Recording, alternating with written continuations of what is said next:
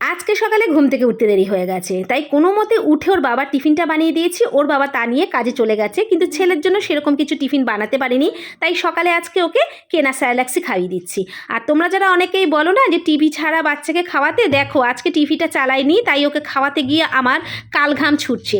চারবেলা যদি খাওয়াতে এরকম যুদ্ধ করতে হয় তাহলে আর আমাকে দেখতে হবে না। তা যাই হোক, অনেক যুদ্ধ টুদ্ধ করে ছেলেকে খাইয়ে দিয়েছি। তারপর এই যে কটা মটরশুঁটি এনেছিল ওর বাবা কালকে, সেগুলোই ছাড়াতে বসেছি।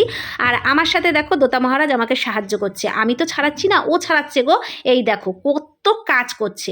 যাই হোক, মটরশুঁটিগুলো ছাড়ানো হয়ে গেছে, আর অনেকগুলোই কিন্তু দেখো মটরশুঁটি হয়েছে। তারপর দোতা মহারাজকে স্নান টান করিয়ে দিয়েছি, আর প্রতিদিন যেরকমভাবে আমরা বসে আমলকি খাই সেরকম বসেছি।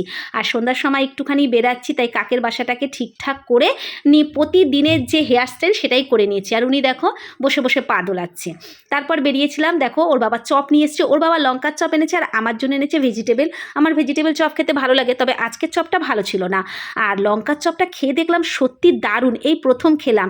তাই ওর বাবাকে বললাম আমার জন্য নিয়ে আসো, তা আনতে গেছে আর আমি অপেক্ষা করছি। যেহেতু গরম গরম ভেজে দিচ্ছে, দেখো চপটা কামড়াতেই কিরকম ধোঁয়া বার হচ্ছে, আর ভীষণ খেতে টেস্ট। তোমরা যদি কেউ লঙ্কার চপ খেয়ে থাকো তাহলে কিন্তু আমাকে কমেন্টস করে বলো কেমন লেগেছিল।